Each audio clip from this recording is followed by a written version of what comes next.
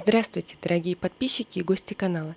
Я рада приветствовать вас на канале Истории судеб, и вот наша история на сегодня. «Ленка, вставай!» – послышался голос ворвавшегося в комнату брата. Олег, как всегда, что-то задумал. «Да не сплю я», – ответила сестра. «Что раскричался?» «Ленка, мы сегодня едем на дачу к Олегу. Праздновать последний экзамен будем. Поехали, будет весело». «Нет, ты же знаешь, что у меня еще идут экзамены, и надо готовиться». «Опять ты за свою зубрежку. От того, что ты получишь балл меньше, мир не перевернется. Вот, посмотри на меня. Ну, не будет красного диплома, но это никак не повлияет на то, что я умный». И он гордо и смешно вздернул голову. Олег хорошо учился и уже заканчивал университет. Впереди у него оставалась только практика и диплом. На первых курсах он почти забросил учебу, и тогда отец ему сказал: «Сынок, для тебя всегда найдется место в компании. Для недипломированных специалистов есть места уборщиков, дворников. Так что после отчисления приходи, и я тебя устрою». Это вправило мозги на место, и Олег взялся за учебу. Умом он не был обделен и довольно быстро исправил ситуацию, а потом и улучшил. Он мог легко закончить с красным дипломом, но его устраивали и четверки, которые он мог получить и автоматом. А вот Лене, наоборот, хотелось везде видеть отличные оценки. Хотя она и подумывала, что не стоит так сильно зубрить, если не дается предмет, и вполне может хватить и четверки. Вот и сейчас она полночи зубрила, а еще обещала помочь маме при открытии ее ресторана. «Нет, ты же знаешь, что учеба для меня важна, а еще я обещала сегодня помочь маме. Отдыхай сам, ты заслужил». Олег подошел к сестре, поцеловал в щеку и сказал: «Ох, зубрилка ты моя! Ну ладно, я побежал». Лена решила хоть ненадолго прилечь. Вокруг была круговерть, экзамены, а еще новая мамина идея бизнеса. В их семье было достаточно денег, но мама всегда хотела свой бизнес, и теперь это был ресторан.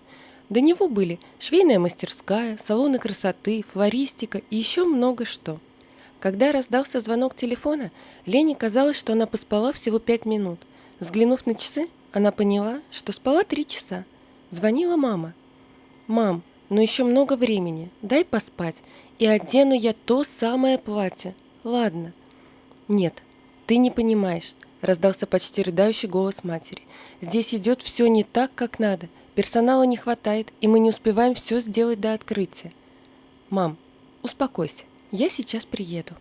Лена быстро умылась, одела спортивный костюм и кроссовки.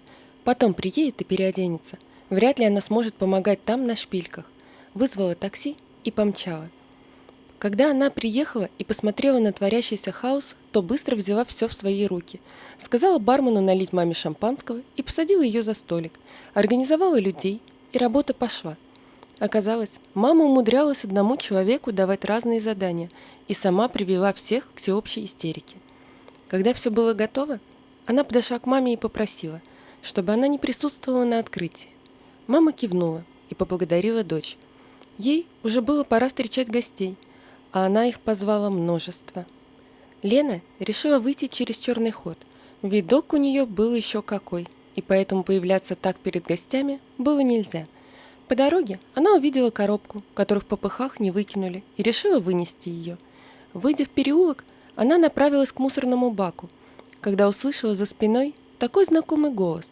Это был голос ее одногруппника, в которого она была влюблена с первого курса. «Ну вот, я так и знал, что такая зубрилка не может быть из нормальной семьи. Подрабатываешь на чужом празднике жизни? Слушай, у нас дворник уволился. Я тебе, как одногруппник, могу подкинуть работенку, так что обращайся». И рассмеялся. В этот момент она посмотрела на него другими глазами. Бывшей влюбленности уже не было. Она увидела наглого мажора, который хамски себя вел, выкинул бучок и раздавил его. «Молодой человек, поднимите окурок и выкиньте в урну», — раздался еще один мужской голос. «А ты кто такой, чтобы мне указывать?» — нагло спросил Антон. «Я тот, кто сейчас тебя положит рядом с этим бычком», — еще более грозно раздался голос из-за темноты. Антон поднял бычок, кинул в урну и скрылся. Лена немного испугалась, Но потом увидела, что голос принадлежал одному из помощников повара. Просто он внешне больше похож на охранника, а никак не на повара. «Спасибо», – тихо сказала девушка. «Обращайтесь. Не люблю хамов. Мне пора, а то шеф разозлится». Он выкинул пакет с мусором и побежал внутрь, а Лена вызвала такси и уехала домой. Там она приняла душ и без сил легла спать. Все утро она слушала, как отлично прошел вечер, и что это дело мама точно не бросит. Лена радовалась за маму и за отца, которого та больше не донимала по пустякам, так как теперь хлопот хватало. Все шло своим чередом. Лена периодически бывала в ресторане днем по делам. Она как могла помогала маме с документацией и по другим вопросам. Приезжала на дегустации новых блюд. Они часто болтали с Виктором, тем самым помощником повара. За несколько лет он закончил колледж и уже был главным помощником на кухне. Лена закончила вуз с красным дипломом, и они решили отпраздновать это в ресторане.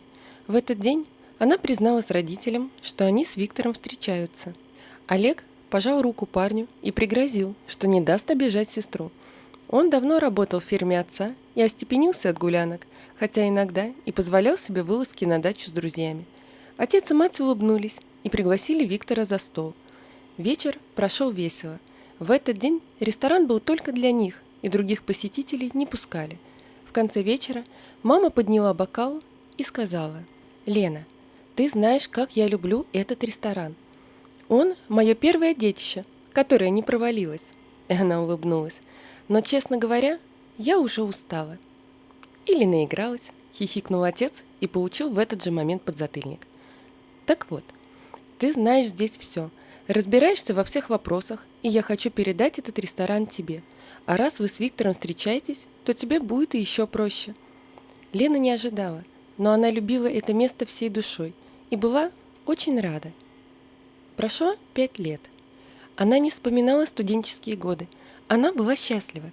Рядом с ней был любимый муж и дело, которое процветало. Но тут пришло СМС о том, что собираются встретиться одногруппники и приглашают ее. Оказалось, они забронировали столик в ее ресторане. Она позвонила ребятам, с которыми общалась в институте и после. Это были Валя с Димой. Они были такими же изгоями-зубрилками, как и она. Позже она помогла им устроиться в фирму отца. Точнее, она помогла только тем, что устроила собеседование, только что выпустившимся специалистом без опыта. А дальше они уже сами. А скоро ребята должны были пожениться.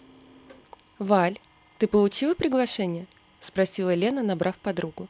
«Да, но идти как-то не хочется». «Да ладно тебе, пойдем. Вы с Димой добились намного больше, чем многие из тех, кто нас раньше задирал. Только у меня просьба. Не говори никому, что это мой ресторан, хорошо?» «Конечно, как скажешь». Лена пошла и рассказала Виктору. Тот одобрительно кивнул и только напомнил, что в тот вечер их пригласили на праздник крещения ребенка их друзей. «Не переживай», — сказала Лена, — «я ненадолго». Поцеловала мужа и побежала по делам. Настал вечер встреч.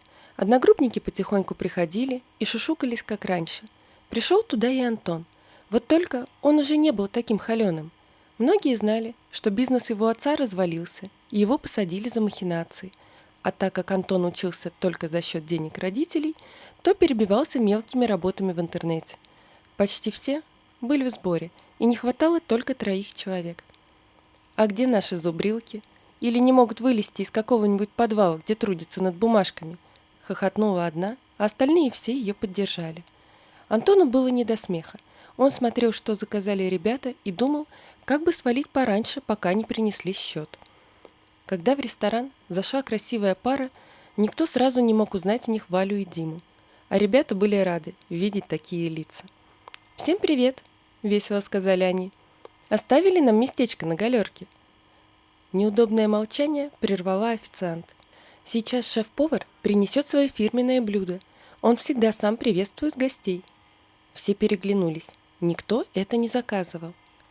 «Это мы позвонили и попросили», – сказал Дима. «Можем себе позволить».